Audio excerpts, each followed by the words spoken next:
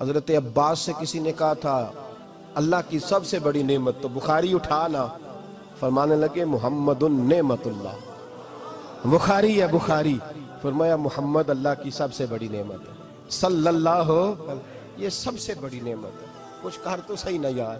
ایک مجھے کہنے لگا نہیں وہ 9 ربیع الاول کو آئے تھے، تو میں نے کہا 9 کو میلاد مناؤ، کوئی مسئلہ نہیں، 9 کو میلاد مناؤ، کوئی مسئلہ ہی نہیں، ہم تو سارا سال مناتے ہیں، بس 9 کو مناؤ نا بھائی۔ کون کہتا ہے عید نہیں ہم کہتے؟ میں نے کہا چلو جشن میلاد کہہ لیا کرو، میلاد ہی کہہ لو، یہ کہہ لو تم نے خوشی منانی ہے تو محفل میلاد کہہ لو، نہ عید کہو، عیدیں 2 ہی ہیں۔ میں نے کہا نہیں وہ بھی تیری غلطی ہے، میرے نبی نے کہا ہر جمعہ میری امت کی عید ہے۔ اور قرآن پاک پڑھ، قرآن پاک پڑھ۔ حضرت عیسیٰ کہتے تھے یا اللہ جب تو من و سلوہ نازل کرے گا وہ دن ہمارے لیے عید کا دن ہوگا۔ اور سیاستہ پڑھ، حضرت عمر کہا کرتے تھے جس دن دین مکمل ہوا یوم اکملت، جس دن دین مکمل ہوا یوم اکملت لکم، یہ آیتیں نازل ہوئی تو فرمایا وہ دن ہمارے لیے عید کا دن تھا۔ یہودی ہمیں کہتے تھے یہ آیتیں ہم پہ آتی تو ہم عید مناتے، یہ بھی تیری غلطی ہے کہ عیدیں 2 ہی ہیں۔ رب جب بھی کسی کو دید کرائے وہ عید کا ہی دن ہوتا ہے، وہ عید کا ہی دن ہوتا ہے بھائی۔ ہمارے لیے سب سے بڑی عید یہ ہے، اس لیے کہ باقی عیدیں اسی عید کا صدقہ ہے صلی اللہ تعالی علیہ۔ تو عید میلاد النبی پہ اظہار مسرت کرنا، خوشی کا اظہار کرنا، خوشی کا اظہار کرنا، یہ تو ایمانی تقاضا ہے، یہ تو روح کا تقاضا ہے، یہ تو اندر اچھلتا ہے۔ شریعت جتنی ہمیں اجازت دیتی ہے اتنا ہم کرتے ہیں، اور کوئی میلاد کی محفل میں کوئی ایسا کام نہیں ہوتا جو شریعت سے ٹکراتا ہو۔ پہلے کیا ہوتا ہے؟ تلاوت، منع ہے قرآن پڑھنا۔ دوسرا کیا ہوتا ہے؟ اتنا درجہ ہے نعت کا، اب تو نہ نعت پڑھنے والے رہے نہ سننے والے رہے، دونوں میں ہی کمی ہے۔ اور میں اکثر کہتا ہوں نعت پڑھنا اتنا کمال نہیں جتنا سننا کمال ہے۔ سننے والا کوئی ہونا چاہیے، نعت سننا زیادہ معنی رکھتی ہے۔ اس کی وجہ یہ ہے کہ نعت پڑھنا صحابہ کی سنت ہے اور سننا محمد مصطفیٰ کی سنت ہے، اور سننے والے کا درجہ، ہاں تیرا درجہ زیادہ ہے اگر تو سمجھے تو۔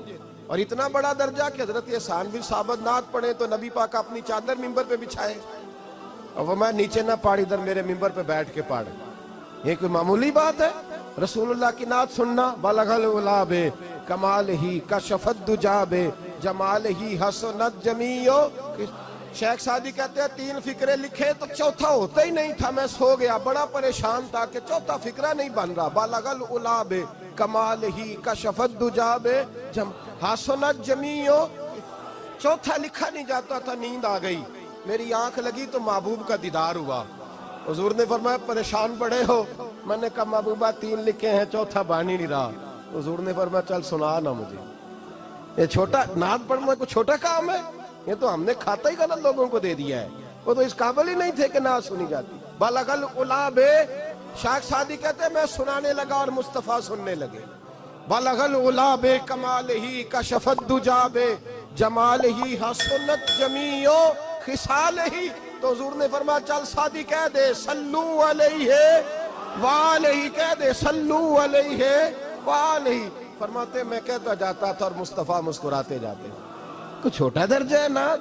نعت تو ایمان ہے، نعت تو طاقت ہے، نعت تو تیری روح کو بیدار کرتی ہے، پر شرط ہے نعت ہو، شرط ہے، شرط یہ تقاضا ہے میں نعت ہو، وہ نہ ہو کہ نعت پڑھے نا۔ میرے حضرت صاحب فرماتے ہیں نعت کا مقصد ہے جب بندہ نعت پڑھے تو اس کا دل نبی پاک کے گنبد کی طرف جائے، جب نعت سنے تو اس کی توجہ رسول پاک کی جانب جائے۔ یہ نہ ہو کہ نعت سنے تو توجہ گانے کی جانب جائے، یہ نہ ہو کہ نعت ہو رہی ہو تو لوگ کہیں، میرے کان میں لوگ کہہ دیتے، اب یقین کریں محفل میں بیٹھے لوگ کہتے ہیں فلانے گانے کی طرز پہ لاندہ جی، تو کدھر گیا دھیان اس کا؟ یہ نعت تو نے پڑھی ہے، یہ نعت سنی نہیں آج تک۔